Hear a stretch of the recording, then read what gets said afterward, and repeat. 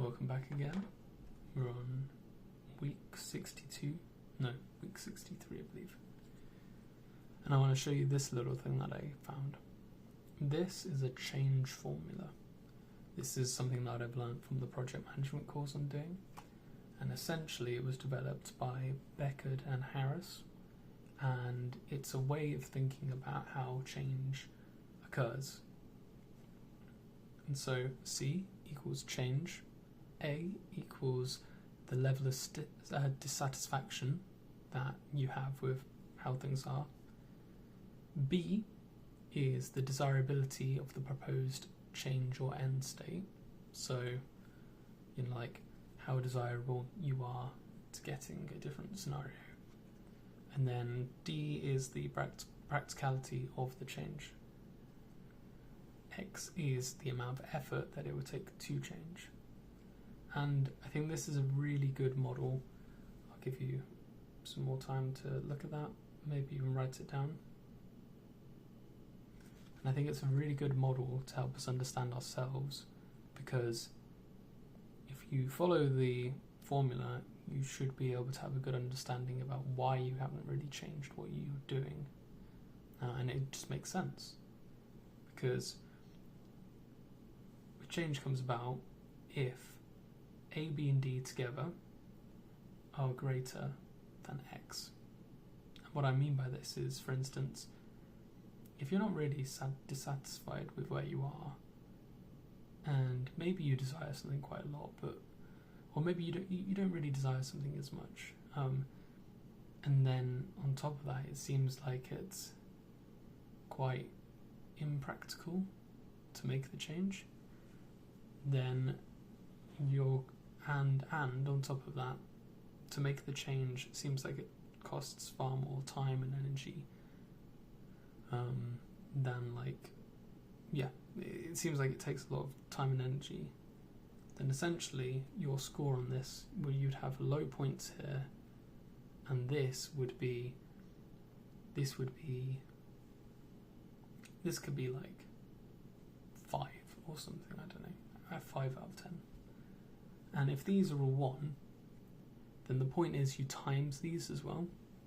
So it would be, say, like 1 times 2 times 1, which only brings you up to 2 or something. And then, of course, if x is bigger than 2, which if x is 5, then of course 5 is bigger than 2, and therefore it doesn't equal C, because if it did equal C, it would be that these combined would be better, or like a greater number than X. And so I think it's a really helpful way to understand or write out even your own feelings about things and why you maybe necessarily haven't changed. Because you may actually even really desire something, but then you keep on finding yourself, you're like, I did want to change this, but why is it just not happening? Or alternatively, you may see someone out there who you wish would change what they do, whether professionally or socially, like in friendship, and taking this viewpoint puts it into perspective. It gives it an ability to kind of quantify these things. And you can think to yourself, not like something like, oh, I wish that person would change, and then not understand it, or even do the same to yourself. Go, oh, I wish I would change. Why don't I? And not understand yourself. Just complain at yourself. Instead, you can use a model like this one to really get a good understanding. Oh, yeah, actually, well, I probably haven't changed because even though I do really want to change, the effort and the amount of energy and time it seems like it's going to take to do it is like impossible or something. Which would mean that D is like 0 because it has 0 practicality. And if you're timesing them, then you're doing A times B times D. And for instance, you might be in a situation where you've got A, you've got a high dissatisfaction with the status quo, so you've got like maybe a 7 on like a scale of 1 to 10. Then you've got B, you've got the desirability of a new state. You're thinking about how amazing it'd be if you were in this different situation. And that could be like an 8. And then you could have a 0 because you just think it's impossible. And so it'd be 7 times 8 times 0, which still comes up to be 0. And it's going to take at least one effort to change something, otherwise it would have already happened. So, yeah, 0 isn't bigger than 1, and so you're not going to get a change. And so I think that this is a very helpful way of understanding maybe why you haven't changed and why things are the way they are. And in order to then rewrite this, all we kind of need to do is just start cognitively breaking these things down. For instance, our main aim is to make these ones higher and maybe to reduce this one, but it's probably not possible. It's probably not possible to lower this one. It's probably possible. These ones are the ones that are in our hands. And so we want to get that higher, so we want to have a higher dissatisfaction for where we are. This might be just like not really lying to yourself and just actually writing out how you really feel about a situation. Really like sit there and feel like the emotions you're feeling or the dissatisfaction. I know a lot of the time that I catch myself and I'm like, how do I actually feel? And I'm like, oh yeah. And then if I sit there for long enough, I can realise, oh, actually I do feel a bit bad. And in fact, it's really helpful to use that negativity as actual fuel towards being able to get yourself to do stuff, because you can sit there and you can be like, yeah, I feel this, like, yeah, I don't want like really just like listening to yourself. You can sit there and you can go, yeah, actually, yeah, now I notice that, yeah, I don't think I want this for myself. B, the second thing is you need to kind of hype up the desirability of the next thing. This may not necessarily be that you fantasize about it and you say, it's going to be so amazing, I'm going to get everything I wanted, or anything like that. But you do have to have some kind of like hyping up of it. You do have to have some kind of just noticing that you desire it. And I think the big thing that stops us from even desiring in the first place is thinking about the practicality of it. It's all well and good thinking like, oh, I really want this thing and I really don't want this situation, but then if you can't think I can make that happen, then it's pointless and you're just going to sit in a position where you're just miserable, because I mean it's the only kind of like logical position you can be in, really. But why try something if it isn't going to work? So that's where you need to change it, and you need to think, okay, this is a big task, why don't we break this down into a small thing?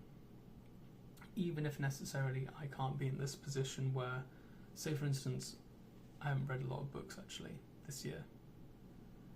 I'm somewhat okay with that because other things have come in the way and I haven't held myself to that kind of level, so I haven't decreased it, but I do feel a little bit bad.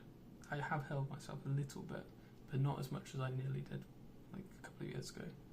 So one of the things I could do for this is I could start thinking about it as I could start like almost like, yeah, getting a bit, just noticing the dissatisfaction. Maybe you don't even need to hype these things up in your head, you just need to notice them and then think, just think, well, I'd rather, I think for me, I'd think something like, in like 5 years time, in 10 years time, are you going to be happy that you spent those extra hours on like Instagram or Facebook or anything, or maybe just watching that kind of video that you've already forgotten about like within a week?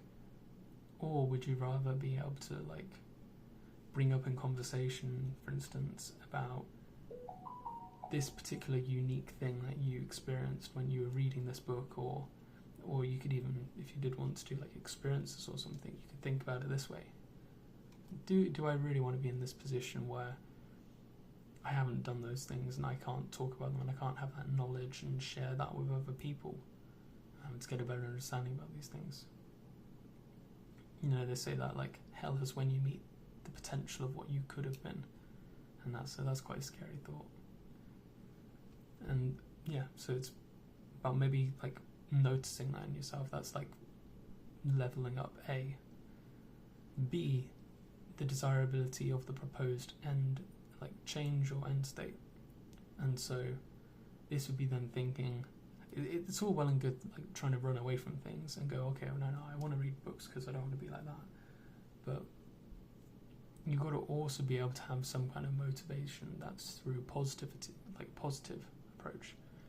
So this might be, for instance, like visualizing about how, it could be something like sitting and having like some kind of space that you sit in and you're feeling comfortable. You're like in a warm, cozy place and you've got your book and you're learning, and it could be just thinking about how relaxing that would be, for instance, and how fun it would be, and then also how much more you would learn about the world and how much more you'd be able to bring towards people. So I mean, obviously this is in the case of the books, but it could be something like that. Like that's what my head goes to.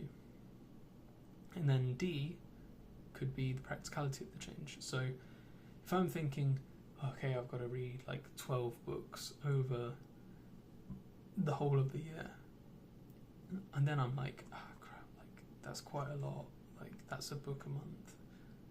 I don't know if I can do that. Like this year I only got through about 5 books, or about 6 if you take 2 halves of a book. Like I read 2 books and only half of them, and if you sandwich them together, then I read 6 books technically. And only 6 books because one of them was 4 books in one. So maybe you could even say I only read like 3. But yeah, I could sit there and I could be like, well, I'm going to try and read 4 times that amount next year. But then you don't have to do it like that. You can just think to yourself, okay, let's look down all those books. Let's add up those 12 books, and we'll notice that it's, I don't know how many, maybe let's say like it's 2,000 pages. And then you can then think to yourself, okay, how about I read 5 times in a week and I have like 2 days off. So let's do that for ourselves.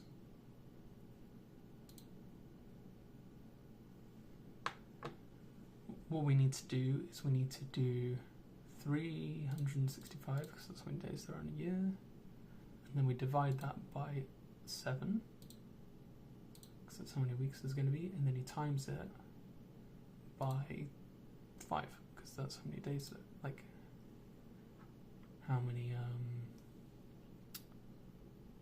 times you're going to read within that week, and you come up with 260. So we've got 260 days that we can read 2,000 pages.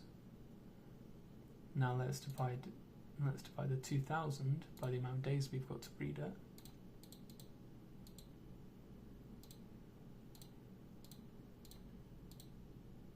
And that brings it to 7.69.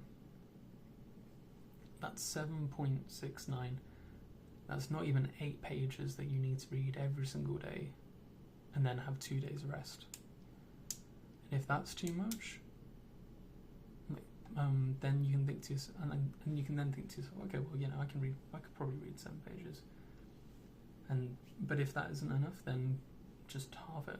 Give yourself what, 3 pages to read every single day if you only read 6, or like 3.5 or something. This is, and it's not a matter of beating yourself up and going, oh, I wish I could do better. Like, so what? Like, just because you wish it to be that way doesn't mean it's going to become that way. It's kind of another teaching of you're feeling suffering because you want reality to be other than it is, rather than just accepting that reality is how it is. And acceptance in its own thing is, I personally think that in order to feel like you can accept something, you need to believe that you can still keep on living in a way that's beneficial. So if you're beating yourself up because you can't read 12 books a year, or like I could be beating myself up because I only read 3 books if you make it crude, or 6 books if you give me a bit of leeway. But I was meant to read 8 books, and I didn't. And I thought that, like, that's two books every 3 months. I thought I'd be able to do that, and I was just a bit disappointed in myself. But you can't just sit there and be unhappy with it, because that isn't going to help you get there. Just think to yourself again that you are suffering because you want reality to be other than it is. But if you can accept reality for what it is, then you won't suffer. You might feel some kind of melancholy, and that's okay. I suppose that's still like almost like some kind of residue of the suffering. But if you just accept that, like, okay, this is where I am, and it doesn't mean I'll always be here. The compound effect will make these things better. But I've just got to work out where I am and stick with that. Then you're putting yourself in a position where you can actually, like, you can start moving forward. So yeah, so that's just like a little model. Might be worth journaling about, thinking about, reflecting on. And I think it helps bring like far more of an almost like rational, logical perspective to us. We can sit there and we can go, oh my god, I'm terrible because, like, oh, I'm this thing, I'm that thing. But really, you can think to yourself, okay, well, it isn't that way. Notification. It isn't that way. I'm not some kind of evil, terrible, disgusting person. I'm just like everyone else, and it's really happened just because of this function. I can think about it abstractly and think about it that way. Yeah. So yeah, I just thought it was a very interesting kind of model, and I've been really enjoying the project management course because it gives me a lot of these models. In a certain way, the project management job is almost like, it's essentially how to time plan things, like how to plan things out so you get things done, and then also how to communicate with people in specific ways in order to get them to do work or to be persuaded by you. And that's kind of like, at least from the perspective I'm in now, like, that kind of seems like the situation that like kings or prime ministers or anything are kind of in, and it's just a microcosm of that. And so that's why I'm finding it really interesting, because I think I can see how it could connect to other things about power structures and stuff like that.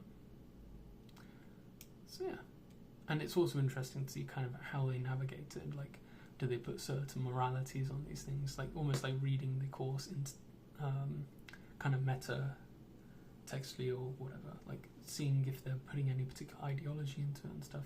It's just quite interesting that way. Anyway, yeah, I hope you guys have a good week, and it may not be right now, but at some point I think I'm going to try and actually stick to doing one of these videos per week, because I think with regularity I could maybe make some kind of like viewership increase from this, and potentially then I can sell some kind of product if it's actually helpful, obviously. I mean that's its own question, to be fair. Like, should I sell my own product? I think I could keep on worrying that I'd be selling something shabby, but at the same time, I think, and I don't want to obviously sell something shabby, but I think maybe where I'm at, I can still give some helpful advice, like in these videos. So then I'll just, yeah, I guess I could just put the price proportionate to how I feel it is, and then if I see that people are getting more value out of it, then I feel like I could probably put up the price maybe. Yeah, but that's a whole topic in itself, but yeah, hope you guys have a good day, and I'll see you again another time.